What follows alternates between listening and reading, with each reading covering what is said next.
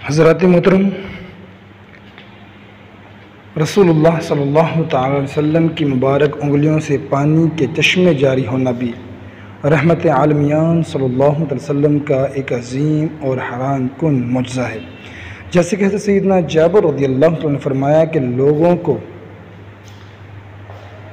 دیبا کے دن بڑی پیاس محسوس ہوئی اور رسول اللہ صلی اللہ تعالی علیہ وسلم کے سامنے ایک ڈول تھا جس سے حضور صلی اللہ علیہ وسلم نے وضو کیا۔ پھر لوگ اس طرف دوڑ پڑے۔ نبی رحمت صلی اللہ علیہ وسلم نے ارشاد فرمایا، ما لکم، تمہیں کیا حاجت درپیش ہے؟ لوگوں نے عرض کی، یا رسول اللہ صلی اللہ تعالی علیہ وآلہ وسلم، ہمارے پاس پانی نہیں جس سے ہم وضو کریں اور پئیں سوائے اس پانی کے جو آپ کے ڈول میں ہے۔ نبی کریم صلی اللہ علیہ وسلم نے اپنا ہاتھ مبارک اس ڈول میں رکھا تو پانی نبی رحمت کی انگلیوں سے چشموں کی طرح پھوٹنے لگا۔ حضرت سیدنا جابر رضی اللہ عنہ نے فرمایا کہ ہم نے پانی پیا اور وضو کیا۔ حضرت سالم رضی اللہ عنہ کہتے ہیں، میں نے حضرت سیدنا جابر رضی اللہ عنہ سے دریافت کیا کہ اس دن آپ لوگ تعداد میں کتنے تھے؟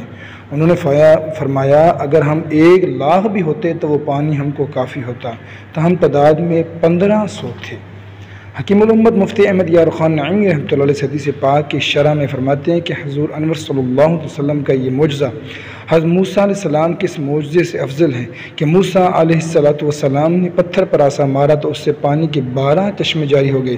کیونکہ پتھر سے پانی جاری کر دینا واقعی معجزہ ہے، مگر انگلیوں سے پانی کے چشمے بہا دینا بڑا معجزہ ہے۔ امام اہل سنت امام احمد رضا خان رحمۃ اللہ علیہ نے کیا خوب فرمایا، انگلیاں ہیں فیض پر ٹوٹے ہیں پیاس سے جھوم کر، انگلیاں ہیں فیض پر ٹوٹے ہیں پیاس سے جھوم کر، ندیاں پنجاب رحمت کی ہیں جاری واہ واہ۔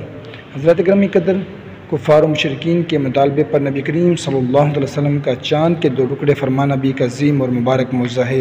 اللہ رب العزت نے اس معجزے کا قرآن پاک میں بھی ذکر فرمایا ہے۔ ارشاد باری تعالی ہے، اقتربت الساعۃ وانشق القمر، قیامت قریب آئی اور چاند شق ہو گیا۔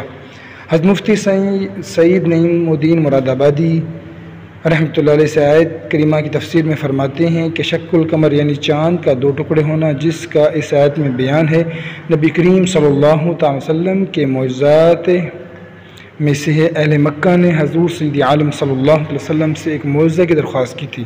اس پر حضور صلی اللہ علیہ وسلم نے چاند شق ٹکڑے کر کے دکھا دیا۔ چاند کے 2 حصے ہو گئے اور ایک حصہ دوسرے سے جدا ہو گیا، اور فرمایا کہ گواہ رہو۔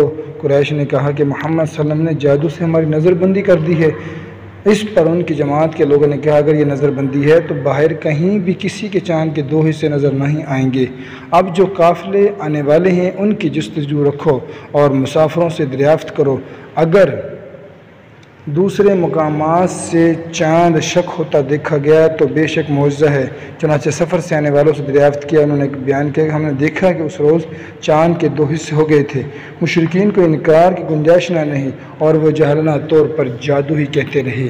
حدیث کی مستند کتب کے حدیث کثیرہ میں اس معجزہ کا عظیمہ کا بیان ہے، اور خبر اس درجہ شہرت کو پہنچ گئی ہے کہ اس کا انکار کرنا عقل و انصاف سے دشمنی اور بے دینی ہے۔